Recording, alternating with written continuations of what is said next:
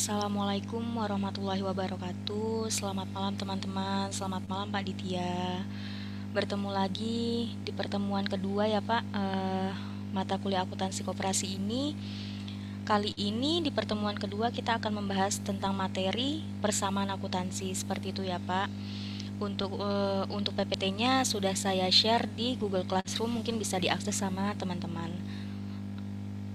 Baik, alangkah baiknya sebelum melanjutkan ke materi, kita berdoa menurut kepercayaan masing-masing. Berdoa mulai.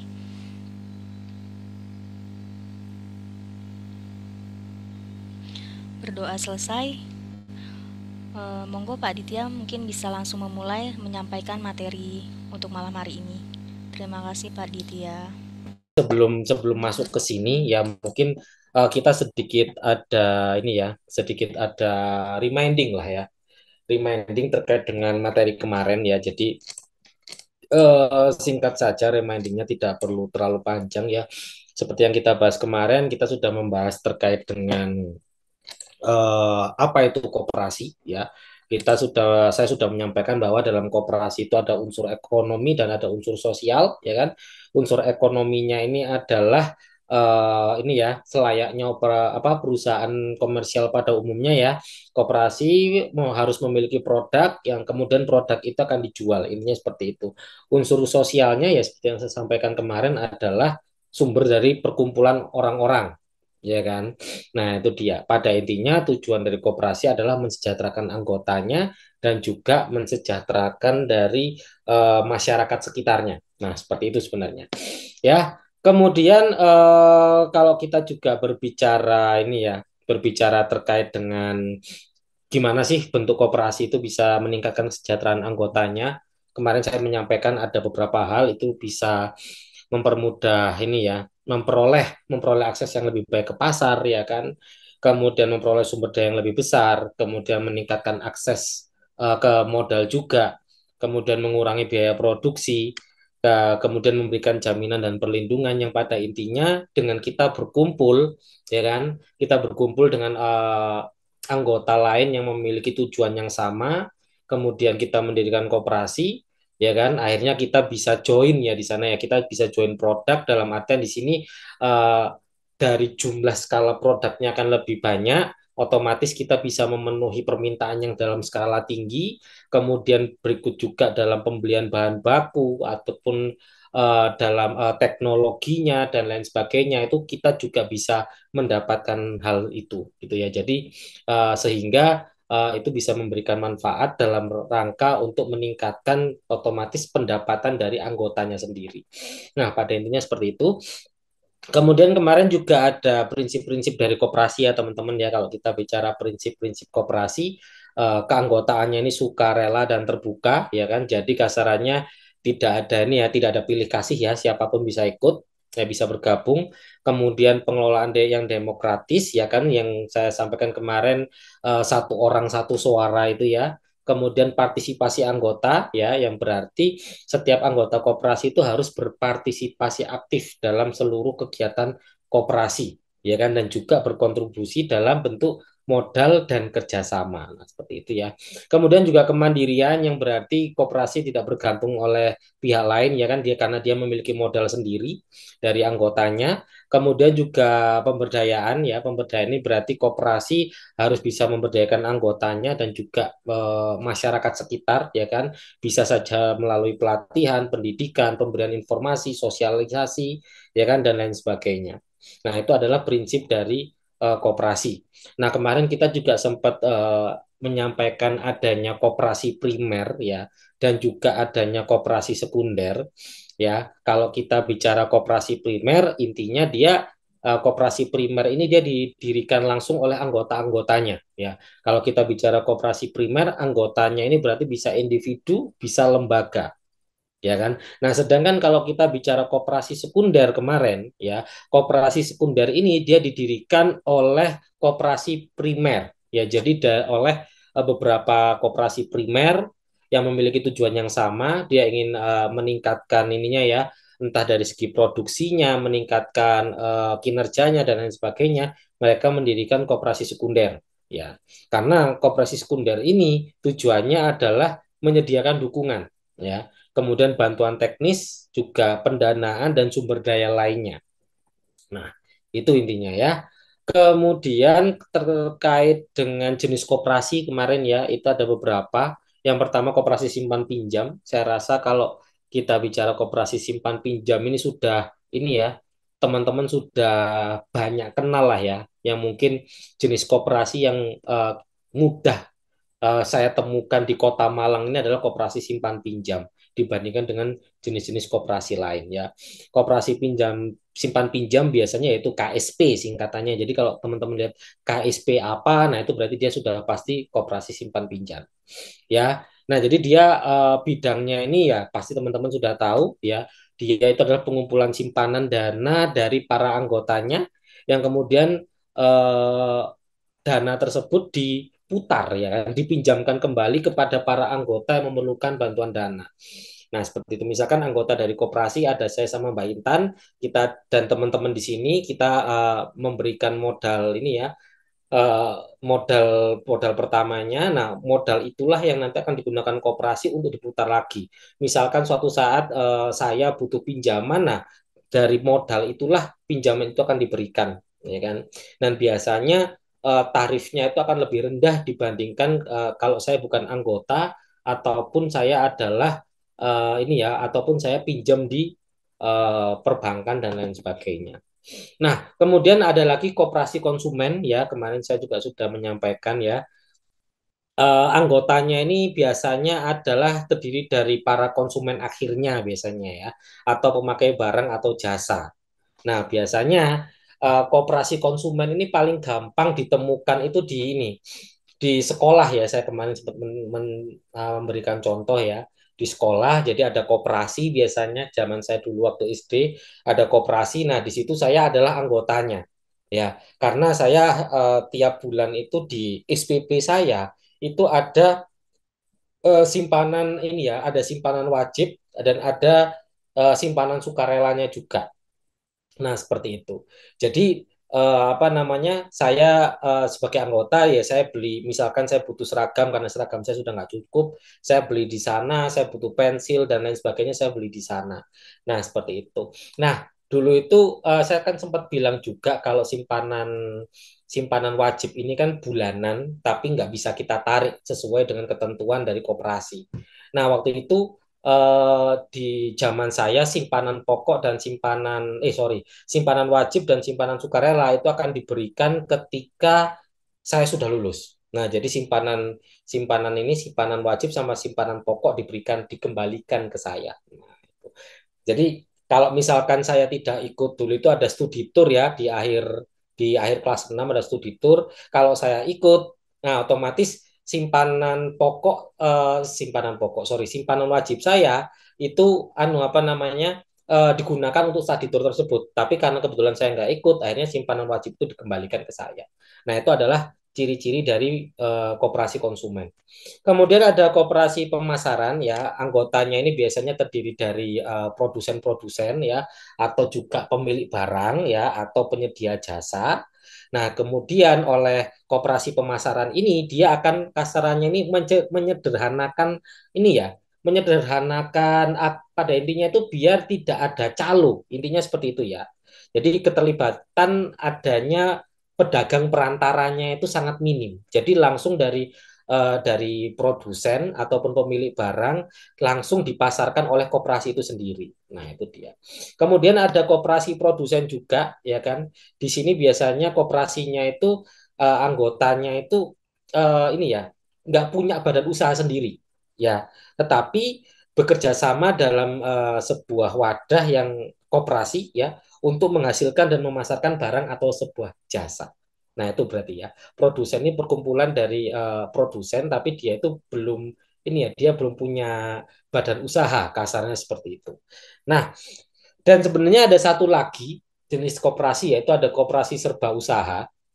Ya, jadi dalam satu jenis koperasi itu macam-macam ya. Dia bisa misalkan ada simpan pinjam juga, dia juga ada dia juga ada apa namanya jualan untuk konsumen dan lain sebagainya.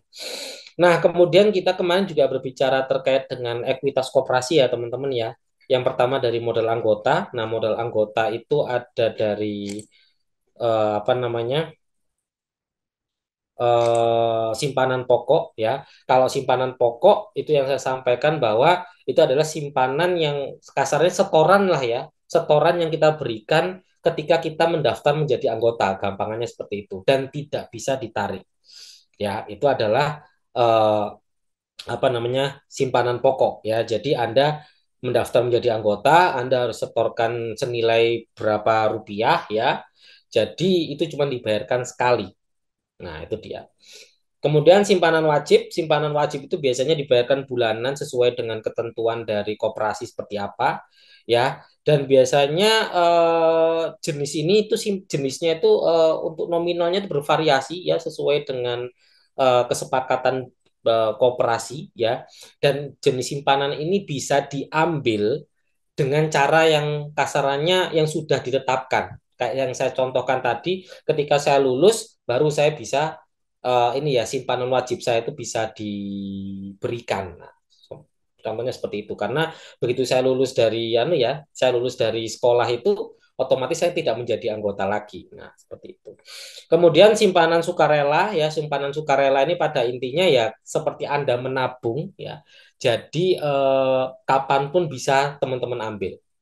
Kemudian itu kalau dari modal anggota, kemudian juga ada ini ya modal sumbangan dan ada modal penyertaan kemarin. Ya, kalau kita bicara modal sumbangan ya, berarti modal ini dari anggota ataupun dari non anggota dalam bentuk sumbangan. Sehingga otomatis tidak bisa ditarik dan tidak mendapatkan imbalan apapun atas modal yang diberikan kepada koperasi. Sedangkan kalau kita menyatakan modal penyertaan, ya, jadi itu berarti modal dari anggota ataupun dari non anggota juga dalam bentuk saham atau kepemilikan. Otomatis suatu saat bisa ditarik dan bisa mendapatkan keuntungan atas modal yang sudah kita tanamkan. Ya, kalau kita bicara hak dan kewajiban, modal sumbangan, dia tidak mempunyai hak ya dan kewajiban dalam pengambilan keputusan ketika di ini rapat tahunan koperasi, ya kan? Sedangkan kalau di modal penyertaan itu ada, dia mempunyai hak dan kewajiban terkait pengambilan keputusan koperasi. Nah, itu dia ya. Kemudian selain itu modal sumbangan juga terkait dengan penggunaan modalnya ini biasanya lebih digunakan sebagai modal awal ataupun tambahan modal bagi koperasi. Kalau modal penyertaan biasanya untuk mengembangkan usaha koperasi. Nah, itu adalah ini ya yang kemarin kita kita bahas ya. Dan sekarang kita akan membahas terkait dengan persamaan akuntansi, teman-teman. Nah, ini ya.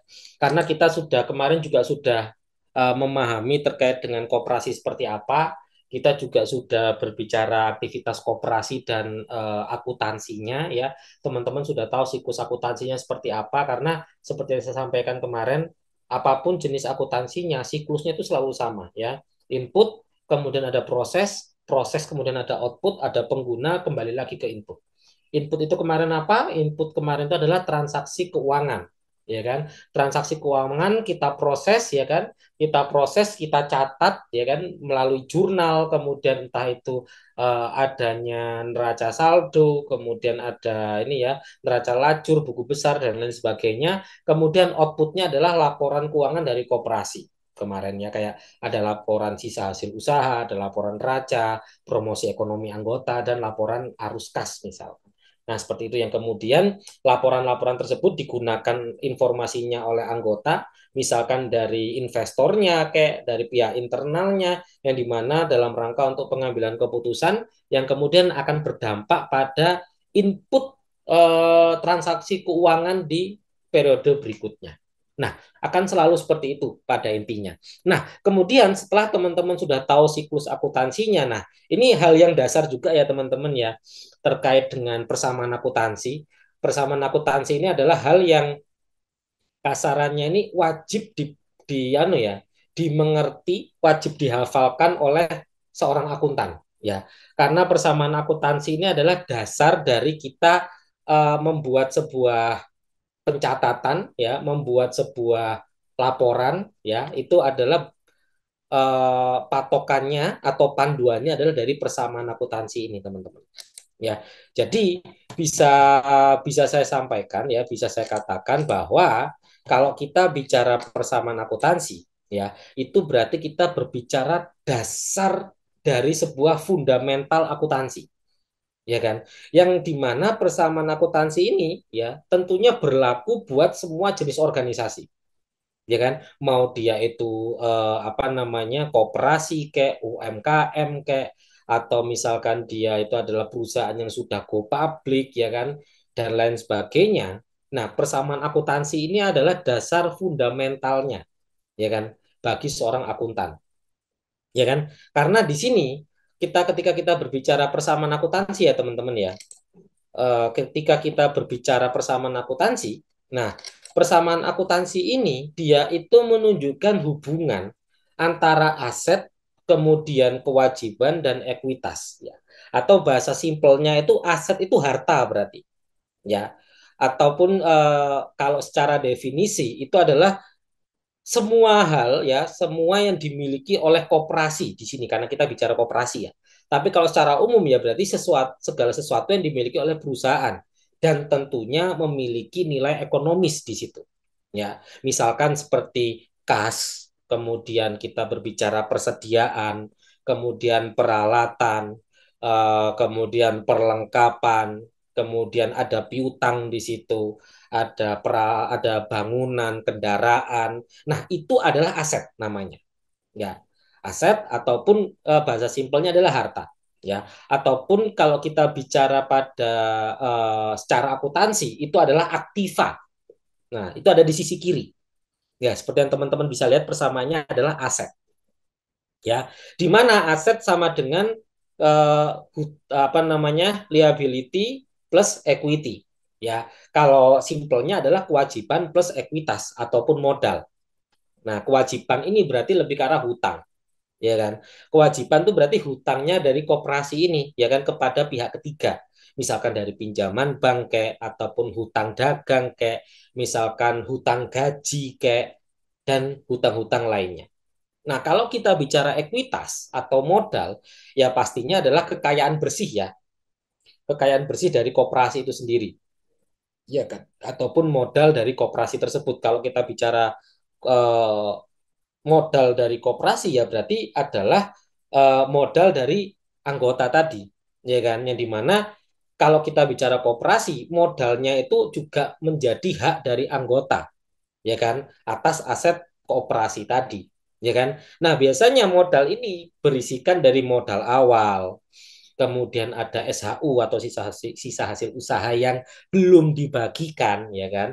Kemudian juga SHU yang sudah dibagikan, jadi otomatis dia akan mengurangi modal dan cadangan. Kalau kita bicara pada perusahaan pada umumnya, ya berarti di situ akan ada, misalkan kalau teman-teman ada punya bisnis ya, berarti modal pribadinya teman-teman, ya kan, kemudian laba periode berjalan, ya kan, karena laba rugi ini itu sama dengan SHU kalau di koperasi, ya kan, kemudian laba ditahan, ya kan, kemudian juga akan ada misalkan pembagian dividen kalau memang ada pembagiannya. Nah, seperti itu.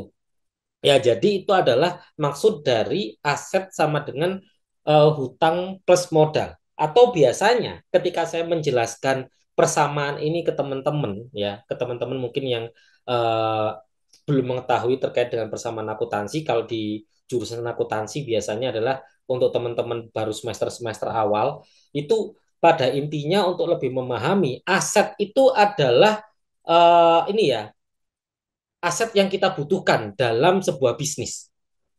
Kewajiban atau ekuitas ini adalah sumber untuk mendapatkan aset ini dari mana. Misalkan nih, Mas Reza misalkan ya, Mas Reza misalkan Anda mau membangun sebuah bisnis. Ternyata Anda butuh dana itu adalah sebesar 100 juta. Berarti aset Anda itu adalah 100 juta. ya kan, entah itu termasuk kas sekian sekian puluh juta, misalkan kendaraan sekian puluh juta, ya kan, kemudian peralatan kantor dan lain sebagainya. Ternyata Mas Reza ini butuh dana 100 juta.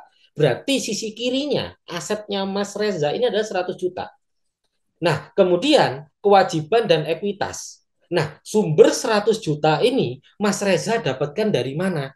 Misalkan nih ternyata 50-50 Pak. Ya, jadi saya 50 juta hutang ke bank dan 50 jutanya adalah modal saya pribadi. Nah, itu simpelnya. Atau misalkan oh ini sepenuhnya modal saya pribadi, Pak. Berarti aset 100 juta sama dengan kewajibannya nol ditambah ekuitas 100 juta. Jadi, kalau kita bicara persamaan akuntansi, teman-teman, sisi kiri dan kanan, dia itu harus balance, harus seimbang. Jadi nggak bisa asetnya 100 juta, ya di sisi kirinya 100 juta, di sisi kanannya cuma 80 juta. Nah, itu dalam akuntansi sudah pasti keliru. Karena sekali lagi kita bicara aset, aset itu adalah harta yang Anda butuhkan dalam membangun sebuah bisnis atau harta yang Anda miliki sekarang dalam bisnis Anda. Iya kan? Ketika Anda harta Anda atau aktiva Anda atau aset Anda 100 juta, berarti ya Anda harus tahu ketika sumbernya dari mana, ya sumbernya itu ya 100 juta. Dari hutangkah atau dari modalkah? Atau dari hutang saja atau dari modal modal pribadi saja. Nah, pada intinya aset sama dengan kewajiban plus ekuitas berarti total aset harus sama dengan total kewajiban ditambah dengan ekuitas. Ini seperti itu. Ketika sisi kiri 100 juta, sisi kanan harus di total 100 juta. Nah, itu ya. Nah, akhirnya teman-teman, dengan adanya persamaan akuntansi ini, kita bisa mengetahui pergerakan kondisi keuangan kita. Ya kan? Kalau kita bicara koperasi, kita bisa mengetahui pergerakan kondisi keuangan dari sebuah koperasi, ya kan? Dikarenakan adanya berbagai macam transaksi, ya kan? Mungkin Anda akan mudah untuk menelusurinya ketika dalam 1 bulan itu mungkin hanya kita jangan bilang 1 bulan ya, 1 hari ya. Mungkin cuma ada 1, 2, atau 3 transaksi, it's okay. Anda mungkin mengikutinya akan mudah. Tapi bagaimana ketika dalam 1 hari itu sudah puluhan transaksi, bahkan ratusan transaksi? Kalau nggak ada pencatatan yang pas, sistem yang tepat, tentunya itu akan membuat laporan dan pencatatan akan selegenje kalau saya bilang. Ya, akan semrawut lah kasarannya seperti itu. Ya kan? Jadi, eh, dengan adanya persamaan akuntansi ini teman-teman ya, jadi kita itu bukan hanya mencatat transaksi yang berkaitan dengan aktiva, hutang, dan modal saja, ya kan? Tapi persamaan akuntansi ini itu kita juga bisa melihat terkait dengan transaksi pendapatan, pengeluaran, beban, bahkan pembagian SHU yang dilakukan oleh koperasi. Ya kan, nah itu dia. Jadi perolehan pendapatan, logikanya perolehan pendapatan ya dari koperasi itu dikarenakan kita menjual produk, ya kan. Nah, dari pendapatan itu kita akan menambah jumlah aktiva karena ada tambahan kas. Nah, simpelnya kan seperti itu, ya kan. Atau juga tambahan piutang kalau misalkan transaksinya kredit. Ya, kalau piutang teman-teman sudah pernah dengar atau belum? Jadi ada hutang, ada piutang. Kalau belum, biar saya jelaskan sedikit terkait dengan piutang. Mungkin kalau dari teman-teman akuntansi sudah pernah dengar. Nah, mungkin dari teman-teman ada yang belum pernah mendengar kata-kata piutang? Sudah dengar, Pak. Cuma mohon dijelaskan kembali. Oh ya, oke. Sudah Terima pernah, kasih. cuma lupa. Oke, terima kasih Mbak Ana. Jadi kalau kita bicara hutang dan piutang, ini kita melihatnya dari satu sisi dulu ya. Jadi kalau hutang itu berarti kita memiliki kewajiban untuk membayar ke seseorang. Ya, simpelnya misalkan saya dengan Mas Reza tadi, ya, saya meminjam uang ke Mas Reza. Akhirnya muncullah hutang, di mana saya harus membayar eh, sejumlah uang kepada Mas Reza. Nah, itu kalau dari sisi pandang saya. Ya, itu adalah hutang saya berarti. Kalau piutang saya berarti itu kebalikannya, ya. Mas Reza itu memiliki kewajiban untuk membayar ke saya. Itu namanya piutang. Jadi kita melihatnya harus dari satu sisi. Ya, hutangnya saya ya, kalau dari sisi saya ya, ketika saya meminjam uang ke Mas Reza, itu berarti saya punya hutang ke Mas Reza. Tetapi ketika Mas Reza punya kewajiban ke saya, nah itu buat saya adalah piutang. Tapi bagi Mas Reza itu adalah hutang. Nah, itu ya. Jadi kita harus melihatnya dari satu sisi. Ya, piutang itu berarti kewajiban dari pihak lain ke kita. Sedangkan kalau hutang itu kewajiban kita ke pihak lain. Nah, itu ya. Atau kalau kita bicara dalam transaksi apa namanya transaksi keuangan, misalkan saya PTX misalkan ya, PTX apa namanya melakukan pembelian kredit misalkan kepada PTB. Nah, berarti selaku sebagai PTX, PTX punya hutang ke PTB. Tapi ketika PTX ya menjual produk secara kredit kepada PTB, otomatis PTB punya piutang ke PTX. Nah, itu kalau kita lihat dari sisi PTX-nya. Ya, bisa dipahami ya hutang sama piutang ya. Bisa, Pak. Oke, terima kasih Mbak Ana. Oke, nah jadi di sana ya teman-teman ya. Nah kemudian tadi sampai pendapatan kalau nggak salah ya. Sedangkan kalau kita berbicara pembayaran beban ya, beban operasional, itu pasti dia akan mengurangi modal koperasi. Ya, karena kalau pendapatan dia menambah modal koperasi karena kalau simpelnya dengan adanya pendapatan ya, itu akan menambah laba. Laba otomatis menambah modal kita. Nah, kan seperti itu. Sedangkan kalau dengan adanya beban, beban itu secara logika kan dia akan mengurangi jumlah laba kita. Otomatis karena labanya berkurang, ada kemungkinan dia akan mengurangi struktur di ekuitas kita. Nah, itu ya karena salah satu unsur dari ekuitas itu adalah dari modal pribadi atau kalau di sini berarti modal anggota ya kalau kita bicara koperasi ada dari SHU. Nah, kalau kita bicara koperasi SHU, kalau ada pendapatan itu berarti akan meningkatkan SHU-nya. Kalau ada beban, otomatis akan mengurangi SHU-nya. Ya, nanti kita akan ada simulasi, semoga teman-teman bisa lebih paham. Ya. Nah, kemudian akhirnya bisa saya simpulkan juga kalau kita bicara persamaan akuntansi ya teman-teman ya, itu dia apa namanya akan berdampak pada transaksi apa yang sedang terjadi. Kita akan bisa melihat pergerakannya. Setoran modal oleh anggota, dia akan menambah bagian mana kira-kira? Setoran modal oleh anggota. Pengaruhnya ke ekuitas menambah ekuitas atau mengurangi? Nambah, Pak. Menambah. Oke, pembagian SHU mengurangi atau menambah ekuitas? Mengurangi, Pak. Ya. Pendapatan menambah ekuitas atau mengurangi ekuitas? Nambah, Pak. Nah, pengeluaran biaya menambah atau mengurangi ekuitas? Mengurangi. Nah, Mengurangi. nah, itu logika simpelnya teman-teman, ya kan? Tapi apakah dampaknya cuma ke ekuitas saja? Belum tentu. Ya kan? Karena kita melihat dari satu sisi aja. Nanti akan ada simulasinya. Ya kan? Nah, kalau tadi saya sempat bilang setoran modal oleh anggota, ya teman-teman ya. Nah, berarti setoran modal ini itu bisa dalam bentuk simpanan pokok, simpanan wajib. Itu yang menjadi modal. Ya, simpanan sukarela dia bukan modal. Dia secara akuntansi itu dia akan dicatat sebagai hutang lancar. Kenapa? Karena kita menabung.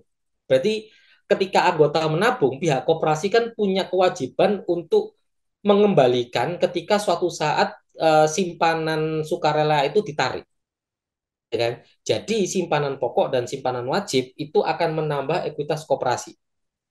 Tapi kalau kita bicara eh, simpanan sukarela itu akan menambah utang lancarnya karena kita punya kewajiban untuk membayar kembali. Nah, itu dia. Sampai sini dulu persamaan akuntansi. Ada yang mungkin kurang dipahami enggak? Kalau kurang dipahami bisa saya ulangi enggak apa-apa. Cukup jelas, Pak. Oke, kalau begitu next. Nah, ini ya. Ini tadi yang saya sampaikan tadi ya. Penjelasan terkait dengan persamaan akuntansi. Ya, aset sama dengan segala sesuatu yang dimiliki oleh koperasi dan memiliki nilai ekonomi. Kas, piutang, persediaan, peralatan, dan bangunan. Sama dengan kewajiban.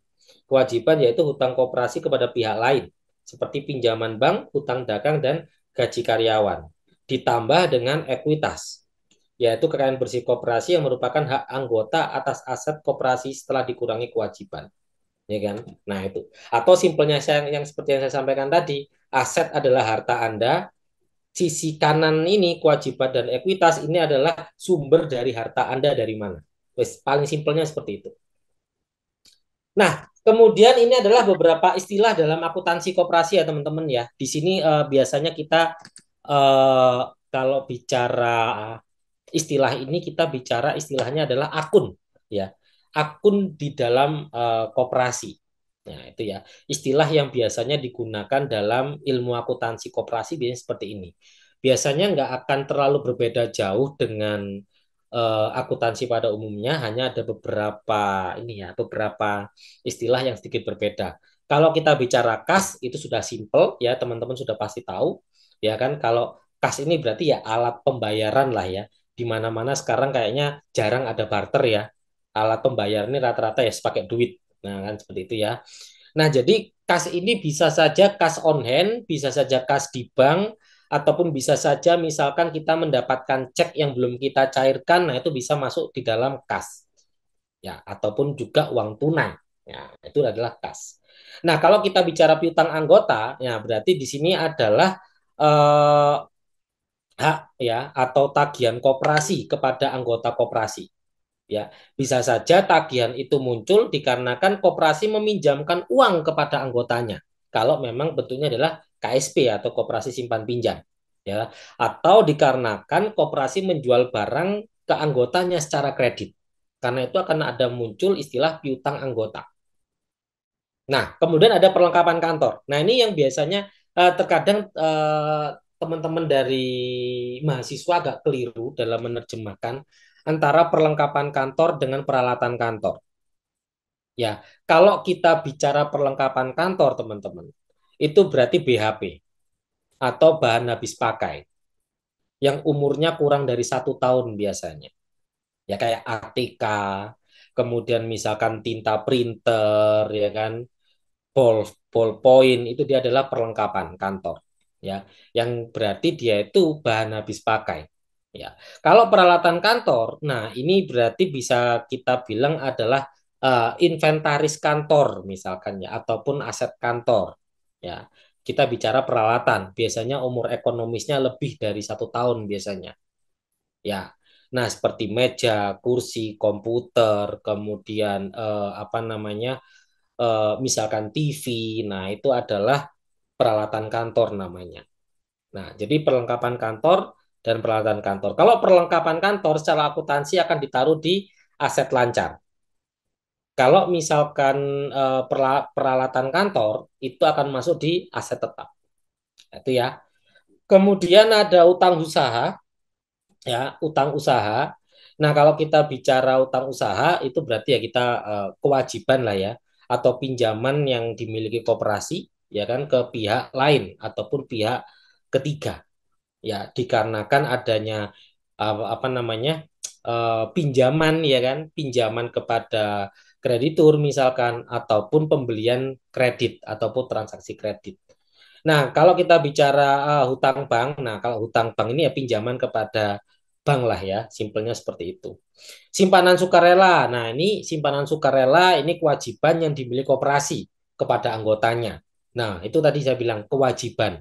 Ya, berarti simpanan sukarela dia bukan posnya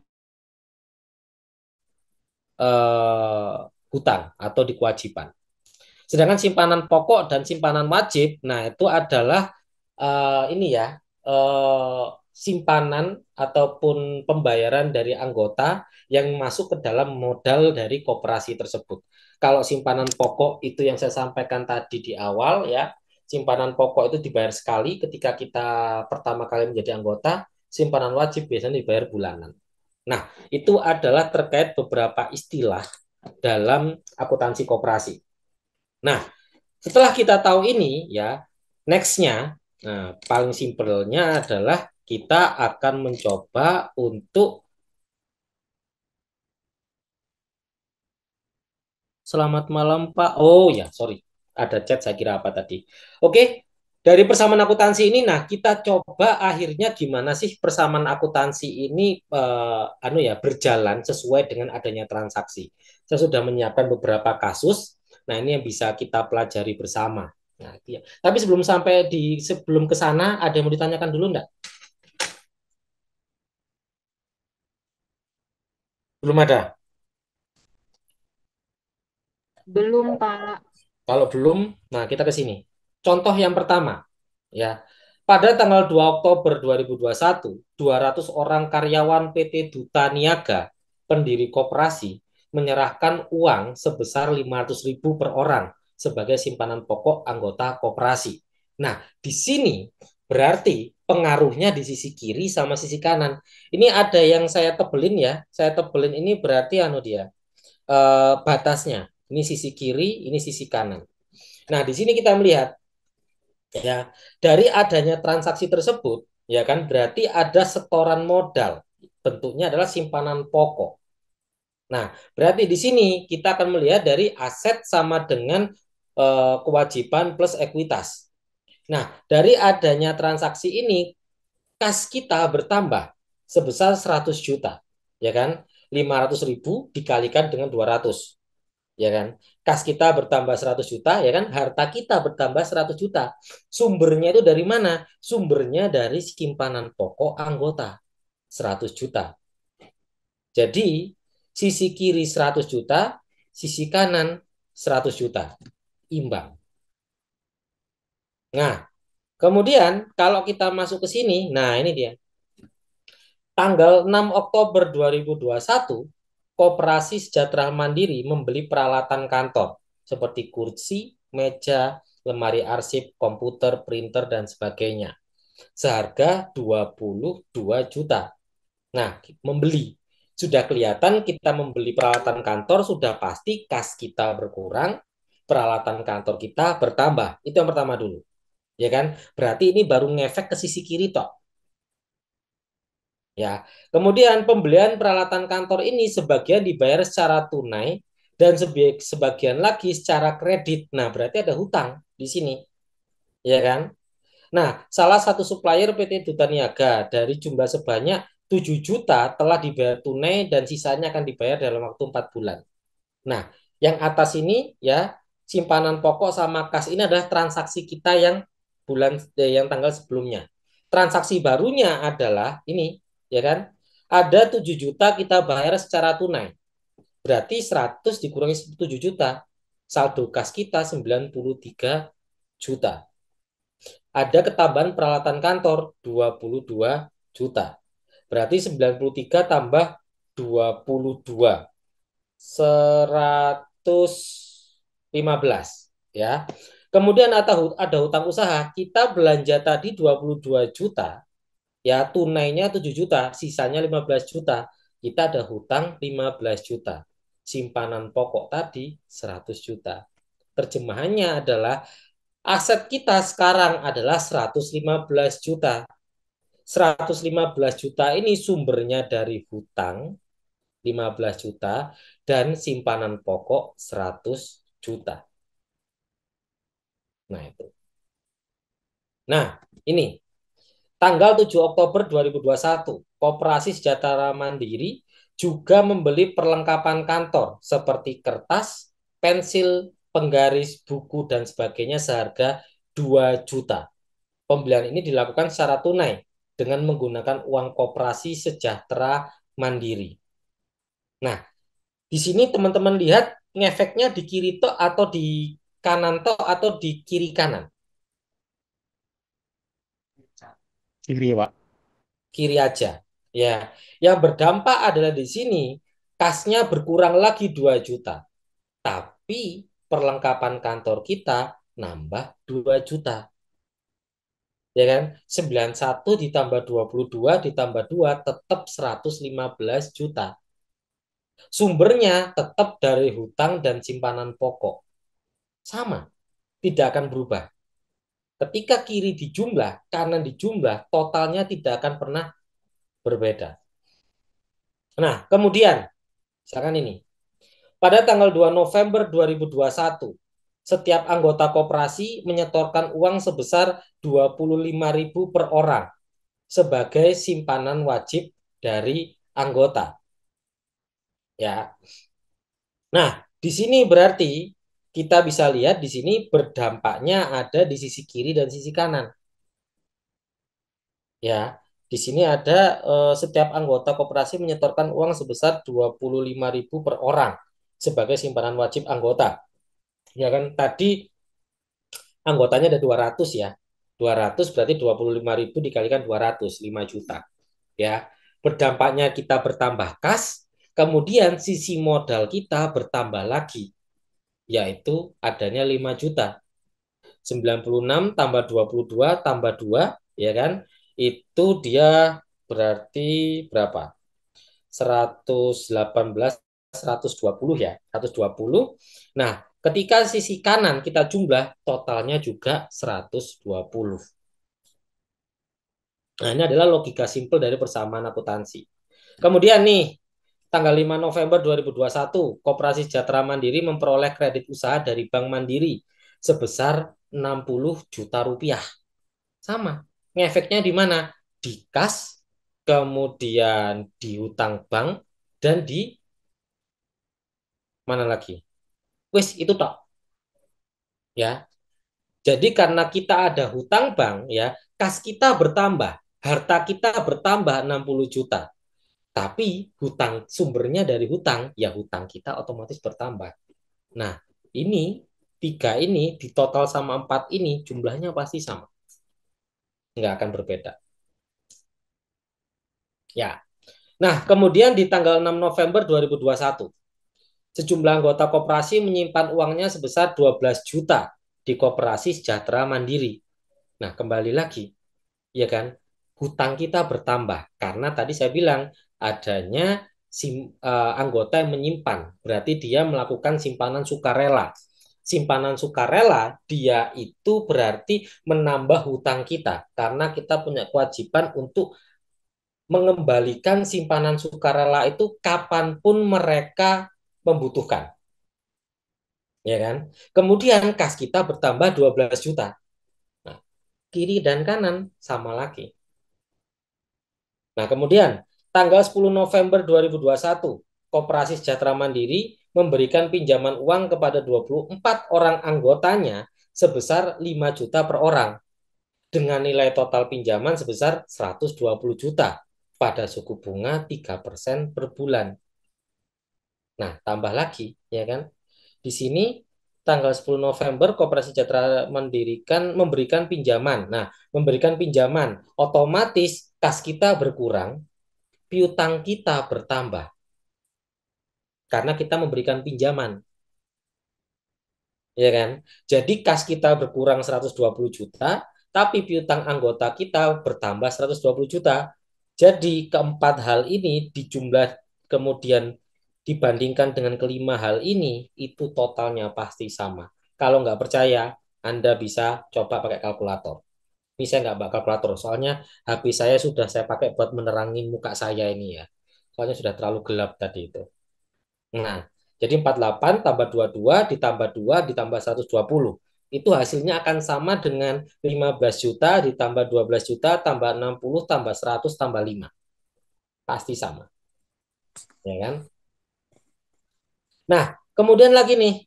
Nah, pada tanggal 29 November 2021, anggota koperasi yang meminjam uang pada koperasi membayar angsuran pokok bunga pinjaman dan jasa provisi sebesar 18 juta. Dari jumlah itu, sebesar 12 juta merupakan angsuran pokok pinjaman. Sebesar 3.600.000 merupakan pembayaran bunga pinjaman dan sebesar 2.400.000 adalah jasa provisi. Nah, dari sini, nah mana saja yang efek akhirnya? Ayo, kira-kira. Ada pendapatan kita 18 juta. 18 juta ini berarti masuknya di mana? Di kas, Pak. Kas. Di kas ya. Di kas. Heeh. Kemudian dari jumlah itu Piutang sebesar anggota, 12 juta di angsuran pokok pinjaman. Berarti di mana? piutang anggota nih, Pak. Piutang anggotanya bertambah atau berkurang? berkurang, Pak. Oke, berkurang sebesar 12 juta. Kemudian ada 3.600.000 adalah pembayaran bunga pinjaman. Berarti kalau kita berbicara pembayaran bunga pinjaman sebesar 3.600.000 masuk di mana? SAHU kayak Pak, Aku, SAHU. Pak. Ya, di SAU ini ya. Nah, kemudian ada apa ini namanya? Sebesar 2.400.000 adalah jasa provisi. Dia masuk di SAU tadi. Oh, Seperti yang saya sampaikan tadi, di sini kalau kita bicara dalam persamaan akuntansi, ya pendapatan dan beban dia itu akan langsung digolongkan dalam SAU. Karena yang seperti saya sampaikan tadi, ketika ada pendapatan itu akan menambah SAU-nya. Ketika ada beban, otomatis akan mengurangkan SHU-nya langsung. Kebetulan di sini adalah ada pembayaran bunga pinjaman dari anggota, sama kita mendapatkan pendapatan dari jasa provisi. Ya, 36 tambah 24, 6 juta. Nah, itu ya. Nah, kemudian di sini tanggal 30 November 2021 dibayar gaji 2 orang karyawan koperasi sebesar 600.000 per orang. Pada saat yang sama, koperasi membayar beban bunga pinjaman ke Bank Mandiri sebesar 900.000. Efeknya di mana aja nih? di kas dan SHU, Pak. Nah, ya, kasnya berkurang, beban kita bertambah, beban bertambah mengurangi SHU-nya. Ya kan?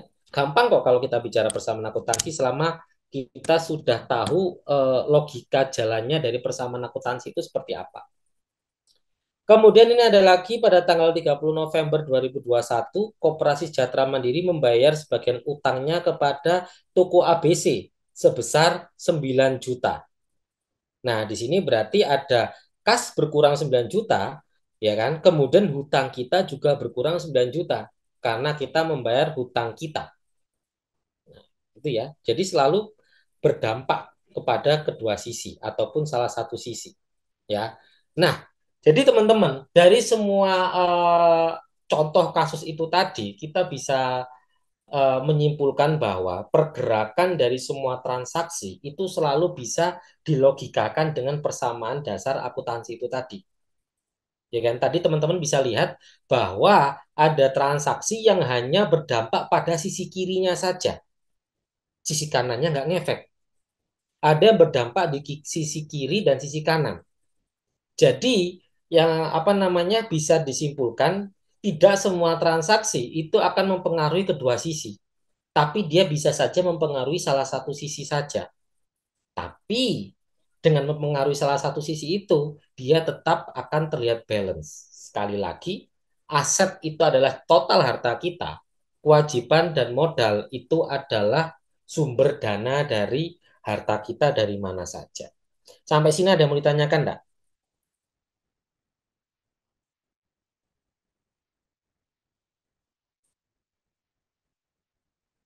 Belum ada? Oke. Kalau belum ada. Nah, tadi itu teman-teman ya, tadi itu adalah pencatatan per transaksi. Ya. Tapi dalam akuntansi, setiap transaksi itu harus tercatat. Ya. Ketika tercatat keseluruhan, inilah dia pencatatan teman-teman. Setiap terjadinya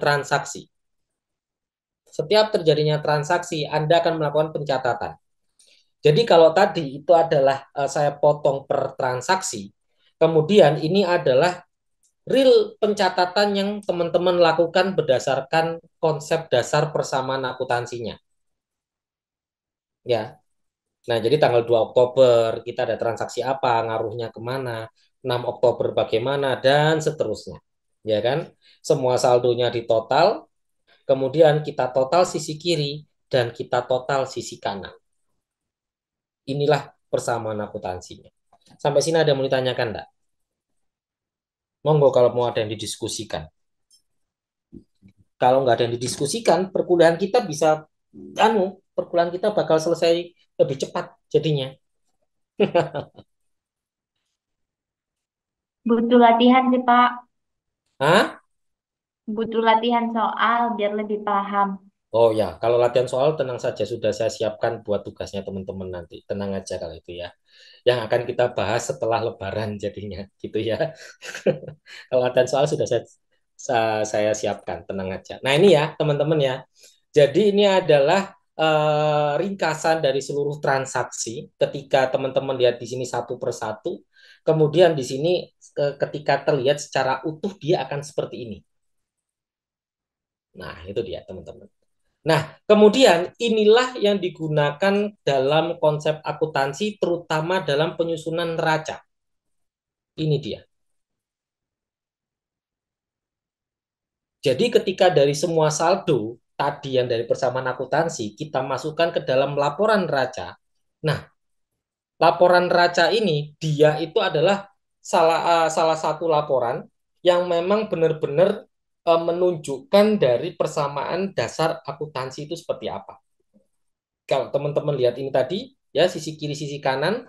Nah, ini sama, sisi kiri dan sisi kanan. Hanya saja format neraca itu biasanya seperti ini.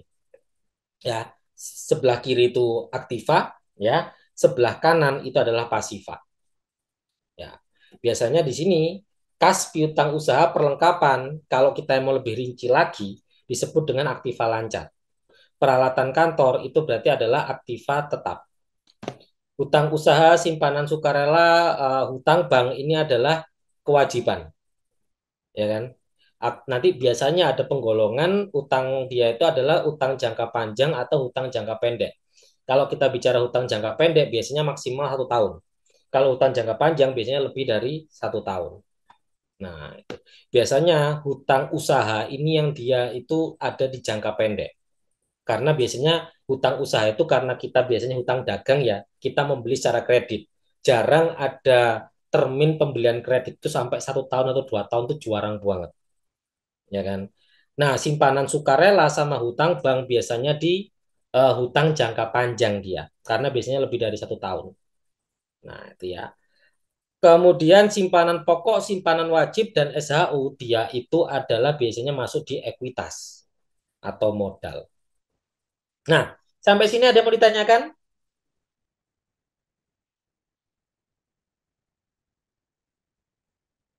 Belum ada? Masih berusaha memahami, Pak. Oh ya, saya kasih kesempatan enggak apa-apa. Kalau bingung, enggak apa-apa, Mbak. Bisa ditanyakan di bagian mananya yang dibingungkan, bisa saya ulangi lagi, oke, okay, enggak masalah. Yang tadi, Pak, yang ngaruh kanan kiri itu, Pak. Saya Oke. masih kurang paham. Oke. Ini ya, di bagian sini ya. Iya, Ini. Pak. Nah, oke. Ya, jadi ini kita sekali lagi kita ini berdasarkan ini Mbak ya. Kita berdasarkan dari asumsi eh, persamaan akuntansi tadi. Persamaan akuntansi seperti ini. Aset sama dengan kewajiban plus ekuitas. Aset itu adalah harta kita, kewajiban dan ekuitas adalah sumber dari harta kita itu dari mana. Nah, kalau saya pakai contoh yang paling simpel di sini, ya, di sini tanggal 2 Oktober 200 orang karyawan PT Duta bla bla bla pendiri koperasi menyerahkan uang sebesar 500.000 per orang sebagai simpanan pokok. Nah, di sini berarti ada 500 ribu dikalikan 200 orang sebesar 100 juta. Nah, 100 juta ini kan menjadi kas buat koperasi. Yang berarti kas itu kan harta kita. Ya kan? Nah, sumber harta kita 100 juta itu dari siapa? Dari simpanan pokok, dari modal anggota. Nah, sesuai dengan persamaan akuntansi ini tadi, aset kita adalah 100 juta. Sumber 100 juta ini dari mana? Dari ekuitas atau dari modal anggota atau dari modal awal ini tadi sebesar 100 juta. Kewajibannya nol, kita belum ada kewajiban. Sehingga 100 asetnya 100 juta, ekuitasnya 100 juta. Sampai sini paham Mbak Ana? Paham, Pak. Nah, itu ya. Nah, kemudian kita lanjut lagi ke transaksi selanjutnya. Nah, ini transaksinya lebih ribet. Ternyata ada transaksi eh, pembelian peralatan kantor senilai 22 juta yang dimana dari 22 juta itu kan dia itu menjadi ini ya, menjadi harta kita. Kita beli peralatan otomatis itu kan jadi harta kita kan, senilai 22 juta. Nah, bertambahlah sisi kiri peralatan kantor sebesar 22 juta. Tapi ingat, kita membeli, otomatis kas ini pasti berkurang. Ya kan? Di sini disebutkan 7 juta kita bayar secara tunai. Sisanya kita ngutang. Nah, berarti peralatan kantor kita nambah 22 juta, harta kita nambah 22 juta, tapi karena kita ada pembelian secara tunai, otomatis kas kita berkurang sebesar 7 juta. Jadi di sini, sisi kiri, kita ada bagian penambahnya, ada bagian yang menguranginya juga. Akhirnya harta kita adalah 93 juta ditambah 22 juta. Ya, 115 juta. Nah, kemudian dari 22 juta itu, ya 7 jutanya tunai, 15 jutanya adalah hutang. Berarti 22 juta ini ya salah satu sumbernya didapatkan dari hutang usaha sebesar 15 juta. Nah, otomatis di sini 93 tambah 22 115, 15 juta ditambah 100 ya sama 115 juta. Nah, itu ya. Jadi 22 ya kan? Simpelnya itu 22 dikurangi 7 yang sudah kita bayarkan tunai. Berarti kan ada sumbernya 15 juta dari hutang. 7 jutanya kita gunakan kas kita sendiri. Otomatis kas kita berkurang, peralatan kantor kita bertambah, hutang kita bertambah. Hutang adalah kewajiban kita. Nah, sampai sini Mbak Ana. Jadi pahami? Paham, Pak? Nah, Paham. oke. Kita lanjutkan lagi. Nah, ini ya. Ini contoh kasus yang selanjutnya. Tanggal 7 Oktober, ya. Di sini koperasinya ini dia membeli perlengkapan kantor. Ya, dengan harganya 2 juta. Pembelian dengan uang tunai. Ya, berarti utang usaha dan modal itu tidak berpengaruh. Berpengaruhnya adalah cuma di sisi kiri tok. Karena tunai, kas kita berkurang, perlengkapan kantor kita bertambah. Nah, itu dia. Jadi kasarannya kita menambah harta kita dengan mengurangi harta kita. Nah, itu dia. Tadi kan harta kita ada kas, ada peralatan, ada perlengkapan, ya kan?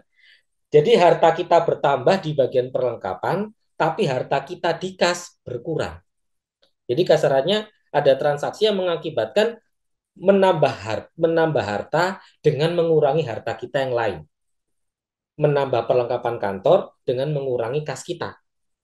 Jadi sumber harta kita ini tidak akan bergerak karena kita tidak menambah modal, kita tidak menambah hutang, ya kan? Ataupun kita tidak mengurangi modal ataupun tidak mengurangi hutang.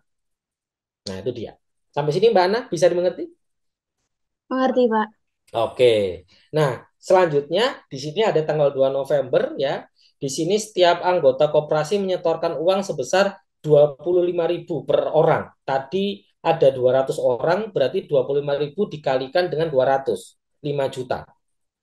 Nah, ini hanya berbeda lagi karena ini simpanan wajib. Seperti yang saya sampaikan di awal, simpanan pokok dan simpanan wajib itu adalah modal dari koperasi yang berasalkan dari anggota.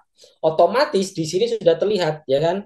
Berarti modal kita bertambah, yang akhirnya berdampak pada harta kita ikutan bertambah, ya kan? Simpanan wajib tadi nih, aku ngasih modal nih simpanan wajibku 5 juta. Oke, terima kasih. Kas koperasi bertambah nih 2 juta lagi, 5 juta lagi. Berarti di sini transaksinya ya kita mendapatkan harta tambahan yang berasalkan dari modal anggota. Nah, itu logikanya.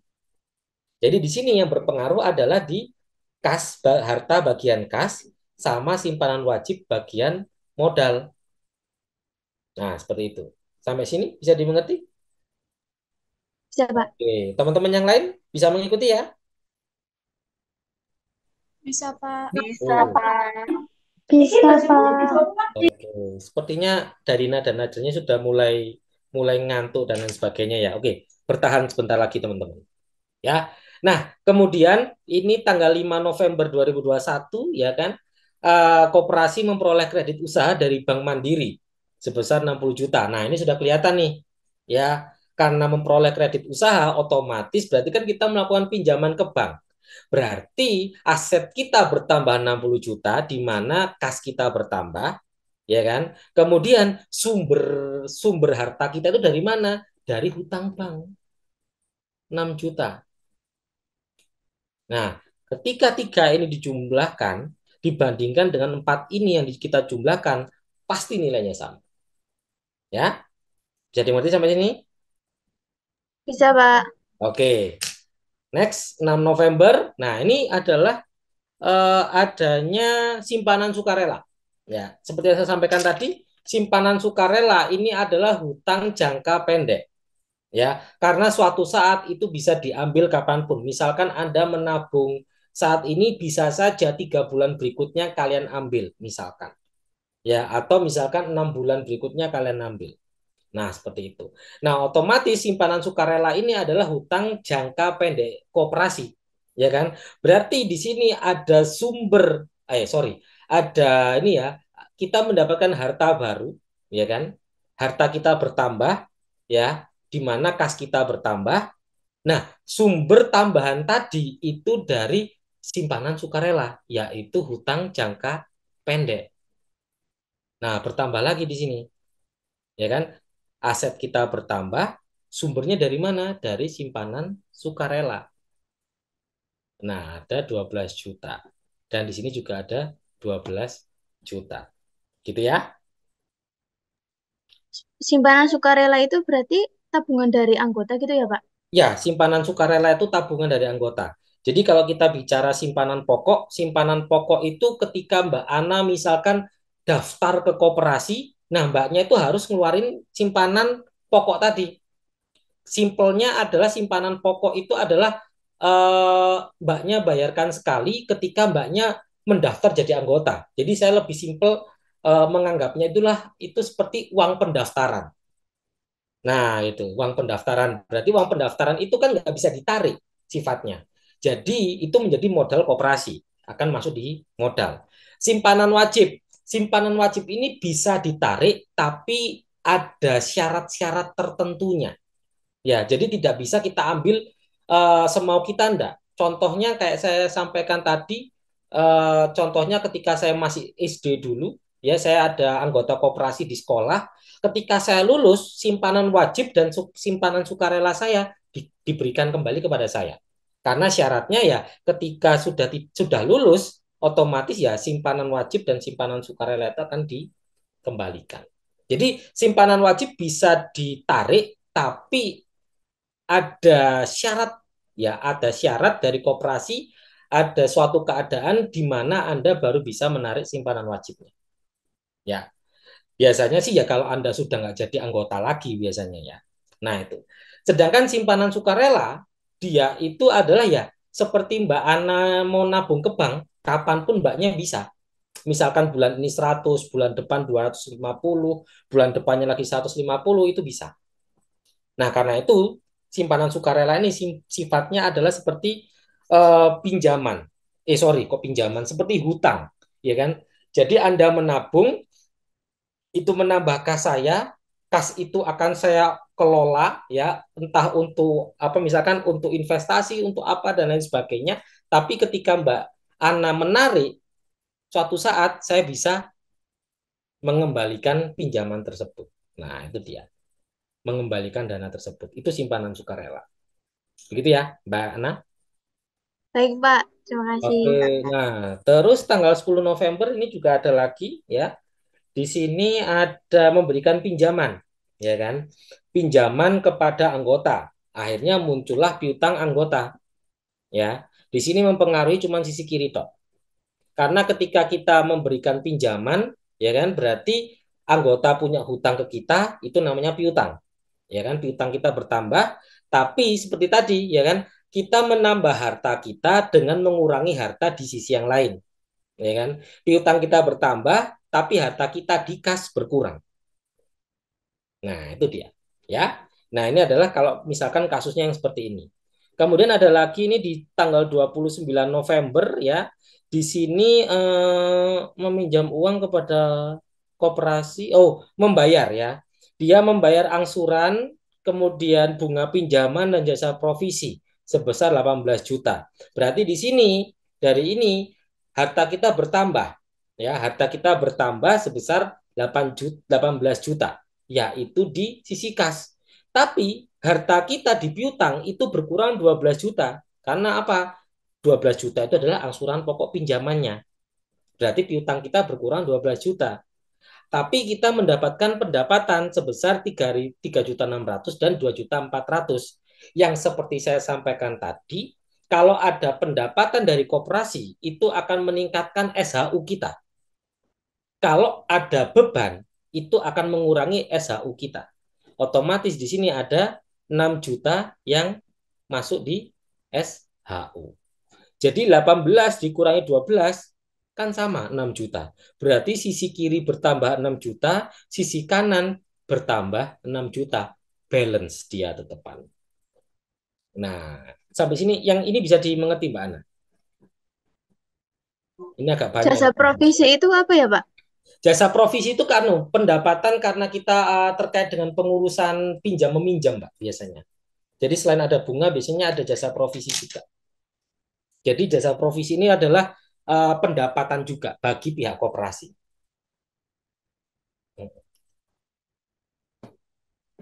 Oke, kita lanjut Mbak Ana. Baik, Pak. Terima Oke, kasih. ya. Nah ini ya, kemudian ini sudah 2 transaksi terakhir. Pada tanggal 30 November 2021 dibayar gaji 2 orang karyawan koperasi sebesar 600.000 per orang. Ya kan? Pada saat yang sama koperasi membayar beban bunga pinjaman ke Bank Mandiri sebesar 900.000. Di sini berarti ada biaya 600 tambah 900, 2.100.000 ya. 2.100.000. Nah, di sini ini ya. 2.100.000. Nah, ini mengurangi kas kita. Nah, karena beban tadi dia mengurangi SHU kita. Beban mengurangi SHU. Ya. Kalau perusahaan gampangnya beban mengurangi laba, pendapatan menambah laba. Simpelnya seperti itu. Ya. Nah, di sini berkurang 2.100.000, sini juga berkurang 2.100.000. Balance lagi. Nah, transaksi terakhir ya kan. Di sini adalah pembayaran sebagian hutang kepada toko ABC 9 juta. Kas kita berkurang 9 juta, hutang kita berkurang 9 juta rupiah. Nah, itu jadi penggalan-penggalan kisah per transaksi. Ya. Kalau misalkan dicatat secara keseluruhan ini dia tampilannya. Kita bisa lihat total sebelah kiri 186.900.000, sebelah kanan juga 186.900.000 rupiah. Nah, itu. Biasanya tapi secara laporan neraca kita harus menotal hutang, kita harus menotal modal.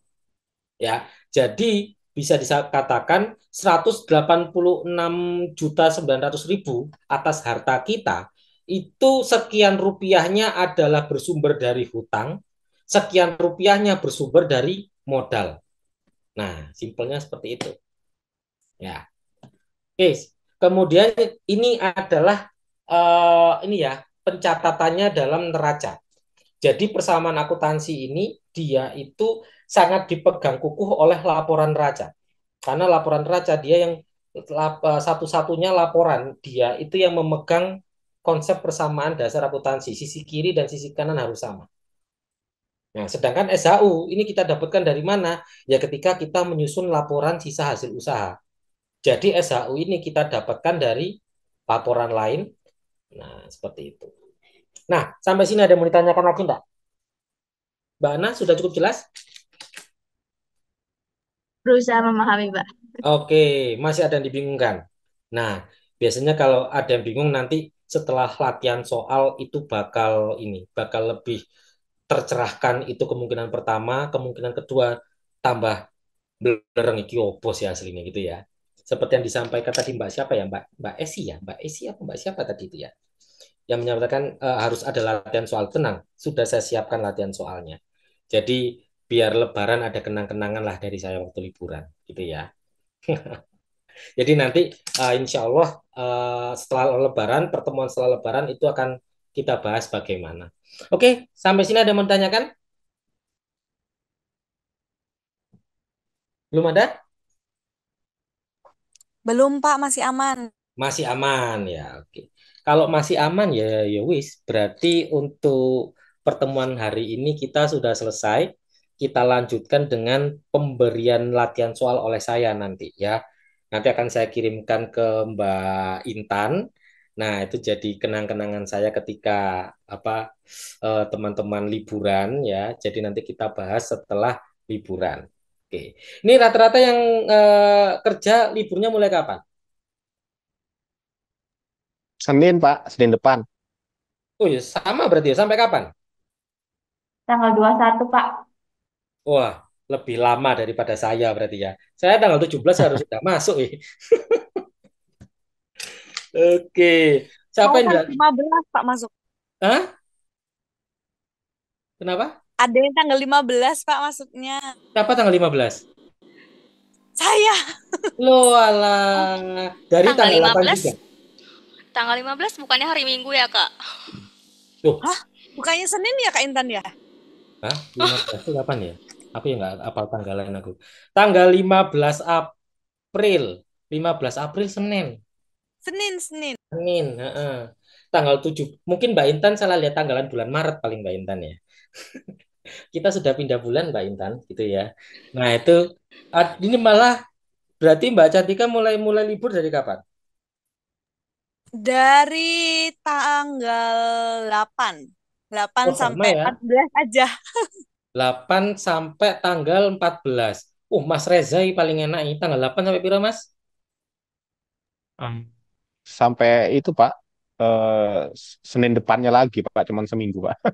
Oh, sampai tanggal 15 juga. Iya, 15 sudah masuk Senin pokoknya, Pak. Oh, 15 sudah. Oh, ya berarti ya panjangan aku berarti ya sampai 17 ya. Alhamdulillah. Tapi kan KSI, Pak. tapi kuliahnya itu ya, kuliahnya sampai tanggal 22 ya liburnya ya. Heeh. Terus ini sopo iki sing ngechat iki? Ndak libur Pak lo. Mas Angga gak ono pre ini piye Mas? Mas Angga, tolong Iya, Pak. kan suara Anda. Nah, Mas Angga, waduh aku melihat gedung tok iki ono wonge iki. Iya, ini Oh, lagi di oh ya. jalan, Pak. Oh ya, Mas Angga lagi di dalam gedungnya ya. Oke, enggak apa-apa, Mas. Mm-mm. Sampean nggak ada liburnya belas, Mas? Cuma dikasih 1 hari, Pak. 1 hari. Ya, Lulu. Hari tanggal berapa itu? hari raya itu, Pak, yang sholat Id Oh, pas sholat itu suruh masuk. itu libur 1 hari, Pak. Oh, tanggal 10-nya itu libur. 11-nya langsung kerja lagi. Ya, betul. Luar binasa. Semangat Mas Angga ya. Kita Ya, Pak. pejuang-pejuang rupiah memang harus semangat Mas Angga ya.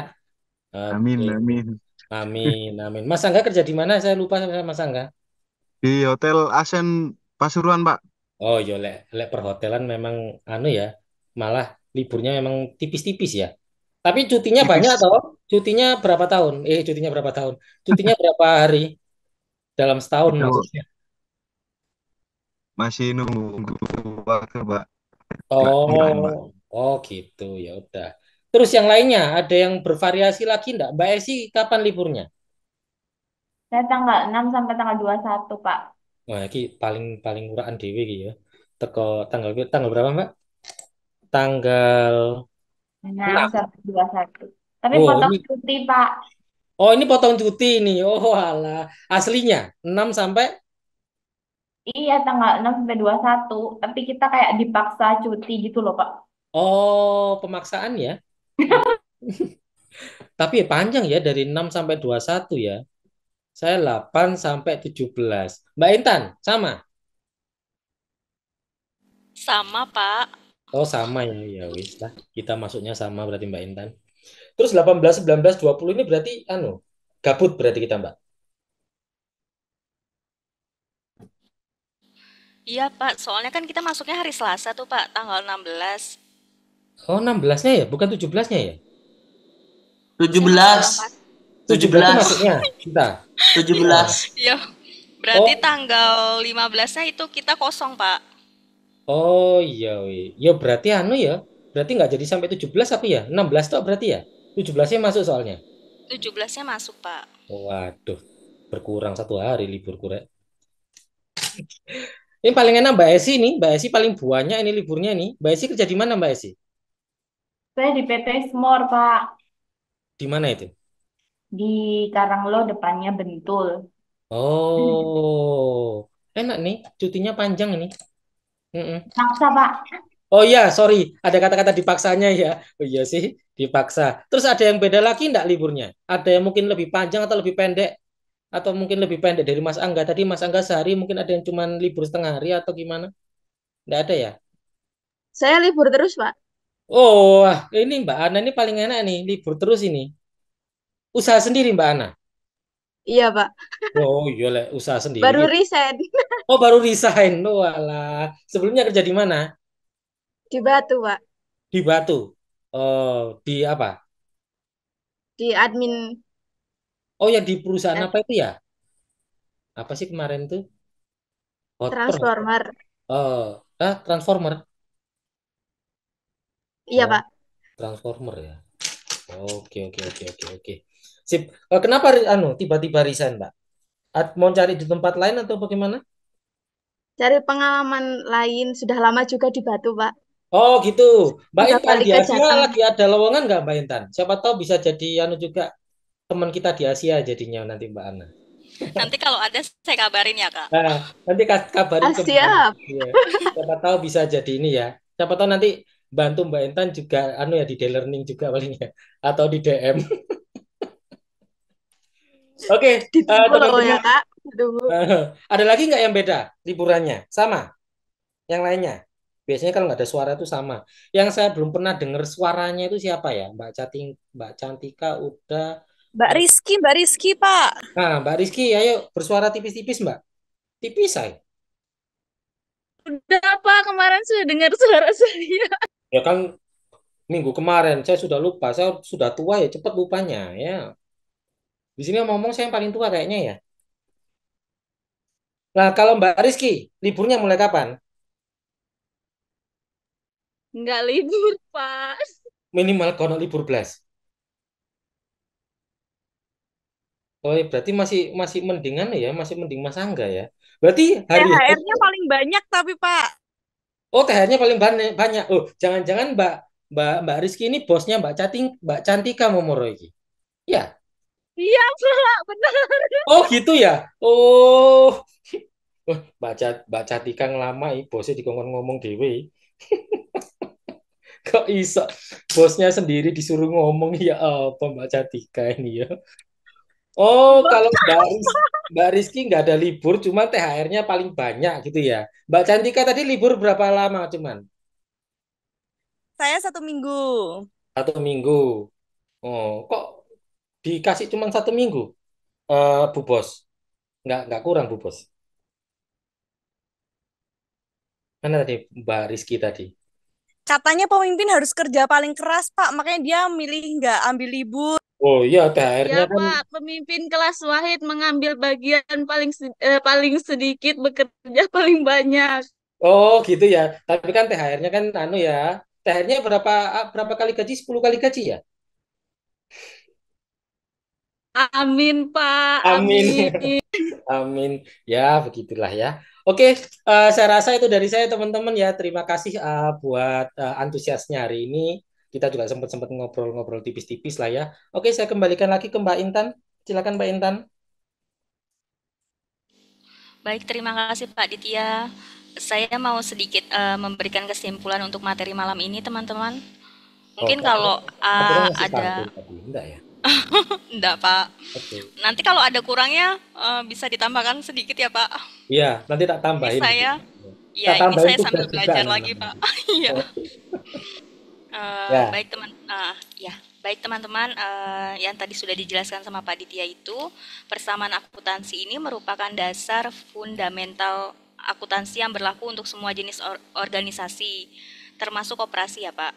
ya, Terus aset ini adalah harta kita, kemudian kewajiban dan ekuitas ini adalah sumber dari mana harta kita.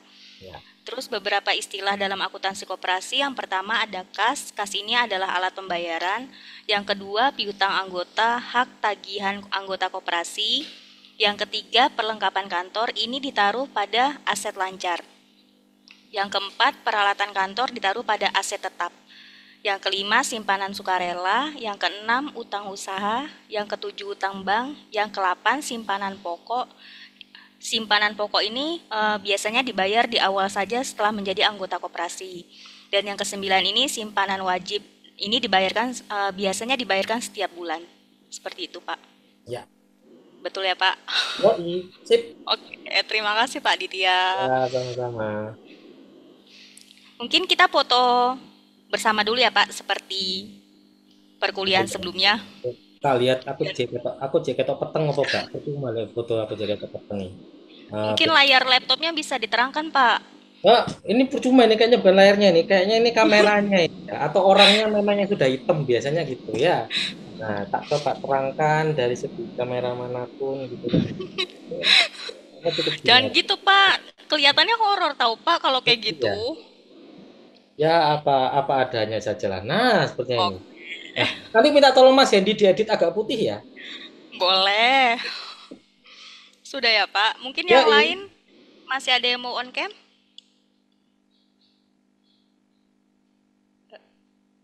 Sepertinya sudah ya, Pak. Saya hitung aja ya, Pak. Ya, hitungkan saja. Mbak Cantika sudah kelihatan. Nah, itu nanti itu bisa dijajarin sama bosnya enggak? Bisa ya? Bisa, Pak. Aman, Pak. Oh iya. 1, 2, 3. Satu kali lagi. 1, 2, 3. Baik, terima kasih Pak Ditya. Terima kasih teman-teman. Sampai jumpa lagi. Minal aizin wal faizin. Terima kasih. Terima kasih. Terima kasih Pak. banyak. Terima kasih Kak Terima kasih Pak. Maaf lahir batin. Oh, maaf lahir dan batin. Lahir Sampai ketemu batin lebaran. juga. Semangat semua ya.